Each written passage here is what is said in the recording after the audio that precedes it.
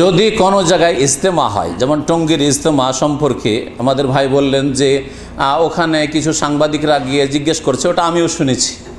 সেই জন্য একেবারে মানে যখন নিজেই শুনেছি তো এটা মানে বিশ্বাস তো করতেই হবে। জিজ্ঞেস করছে যে আপনারা এখানে কেন আসেন, এই খেদমত করেন, এখানে হাজির হন? বলছে যে আমরা গরিব মানুষ, যেহেতু মক্কা যেতে পারি না হজ করার জন্য, তো এখানে আসি, আসলে মনে করি যে এখানে হজের সওয়াব হবে। এইরকম আকিদা যদি রাখে তো এটা বিদাতি আকিদা তো নিঃসন্দেহে, বরং এটা শিরক পর্যন্ত পৌঁছিতে পারে। আল্লাহর হজের সাথে তাদের বিদাতি কাজকর্মগুলিকে শরিক করলো, হ্যাঁ ওই রকম করলো, তো এটাতে বিধানগত শিরক রয়েছে। হ্যাঁ, বিধানগত আল্লাহর বিধানের সমতুল্য মনে করছে তারা মানুষের তৈরি করা কিছু বিদাতকে। সুতরাং শিরকেরও আশঙ্কা রয়েছে এদের, অর্থাৎ শিরকি জীবন এদের। কিন্তু এইসব যদি আকিদা না রাখে, ধরেন এইসব আকিদা রাখে না, কিন্তু মনে করে যে ওখানে কি জন্য হাজির হচ্ছি, কিছু দিনের কথা শিখব, তাহলে বলবো যে এখানে যে আপনারা এসেছেন এখানে আসলে সব হবে কি হবে না, কেউ যদি প্রশ্ন করে এর উত্তর কি হবে? সব হবে। এখানে এসে যদি শিরকি আলোচনা বিদাতি আলোচনা হয়, সব হবে না গুনাহ হবে? এখানে এসে যদি ফিল্ম দেখানো হয়, সব হবে না গুনাহ হবে? এবার বুঝতে পারলে, তাহলে বোঝা গেল যে এক কথাই বলবেন না যেখানে আসলেই সব হবে। কখন সব হবে? এখানে এসে যদি আল্লাহ এবং রসুলের কথা বলা হয়, কোরআন এবং হাদিসের কথা বলা হয়, ওহির কথা বলা হয়, তাহলে সব হবে। আল্লাহর রহমতের ফেরেশতারা ঘিরে নেবে, আল্লাহর পক্ষ থেকে প্রশান্তি নাজিল হবে, আল্লাহ পাক তার আরশ আজিমের চারপাশে আলোচনা করবে যে আমার বান্দারা বসে দিন শিখছে, দিন শিখাচ্ছে। জি, যদি ওহির কথা শেখানো হয়। কিন্তু মন গড়া কিচ্ছা কাহিনী, আর কবর থেকে হাত বেরিয়ে চলে এলো, আর কে চুমা দিতে লাগলো, এক হুজুর গেল গিয়ে ওখানে করে সালাম পড়লো, তখন ওয়ালাইকুম সালাম ইয়া ওয়ালাদি, হে সন্তান তোমাকে সালাম বলছি। মা এসার জন্য কখনো সালামের জবাব আসলো না, আবু বকরের জন্য সালামের জবাব আসলো না, উমরের জন্য সালামের জবাব আসলো না নবীর কবর থেকে। আর হাতও কোনো দিন মা এসা স্ত্রীর জন্য বেরিয়ে আসলো না যে হাতখানটা একটু চুবা দিবে মা এসা, কোনো বিবির জন্য বেরিয়ে আসলো না। আর এই বিদাতি মোল্লাদের জন্য, সুফিদের জন্য, ভণ্ডদের জন্য নাকি নবীর হাত বেরিয়ে চলে আসে, মদিনা গেলে নাকি হাত বেরিয়ে চলে আসে। বুঝা গেছে? এই সব কথা ফাজাইল আমল তবলিগি নেশাবে আছে, আর এই কিতাবকে কেন্দ্র করে এই ইজতেমা হচ্ছে। সুতরাং ইজতেমাটি কোনো নেকির ইজতেমা নয়, বিদাতি ইজতেমা।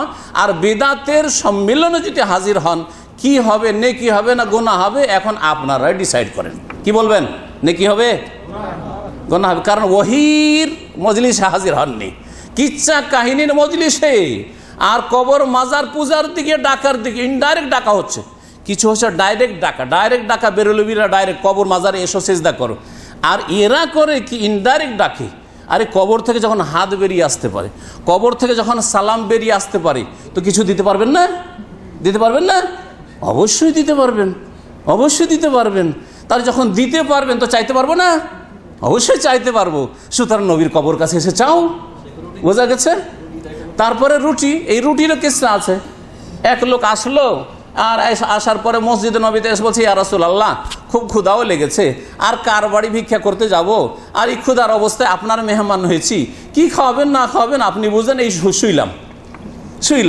শুয়ে গেছে, একটু পরে রুটি চলে এসছে। নবী একবার রুটি হাতে নিয়ে চলে এসছে, এই বিশাল রুটি একবারে, বুঝছেন।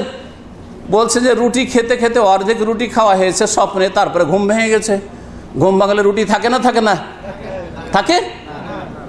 আপনার স্ত্রী খুব আদর যত্নে খাওয়াচ্ছে, আর খেতে খেতে অর্ধেক খাওয়া হয়েছে, অর্ধেক থালাতে আছে, গোস্তটা খাননি। কারণ বাংলাদেশে খাওয়া তো সিস্টেম একটা একটা করে, সবজি ভর্তা এইটি খাওয়া হয়েছে, গোস্ত বাকি, মাছ বাকি, আর ঘুম ভেঙে গেল।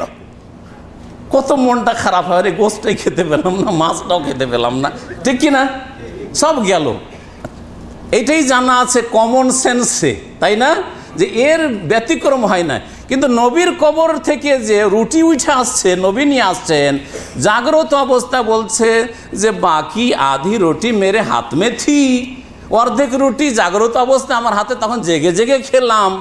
তো এই সব শিক্ষা ফাজাইল আমলে তবলিগি জমাতে দেয়। এই শিক্ষা দিলে কি শিখবে? শিরিক শিখবে না? যে নবীর কবরের কাছে গিয়ে বালা মুসিবত আছে চাইবো, রুটি যদি সে পেতে পারে তো আমি রোগ ভালো করা পাবো না, রুটি যদি পেতে পারে তো আমি চাকরি পাবো না, রুটি যেতে পারে তো আমি স্বামী পাবো না, স্ত্রী পাবো না, চাইবে কি চাইবে না? তাহলে ইনডাইরেক্ট এরা শিরকের দিকে ডাকে। আর বেরেলভিরা ডাইরেক্ট আটরসিওয়াল্লা মাইজ ভান্ডারি আর যারা রেজবি এরা ডাইরেক্ট কবর পূজার দিকে ডাকে, আর এরা ইনডাইরেক্ট হ্যাঁ এমন লুকিয়ে লুকিয়ে শির করে, সব ওই আকিদাই রাখে সুফিবাদের, কিন্তু একটু লুকিয়ে লুকিয়ে লোকজন টের পায় না, এদেরকে হক্কানি বলে, আহলে হক মিডিয়া বলে। হ্যাঁ না, এইসব আহলে হক মিডিয়া না, এগুলো বাতিল মিডিয়া, শিরকি বিদাতি মিডিয়া। আল্লাহ পাক যেন এদের অনিষ্ট থেকে হেফাজত করে।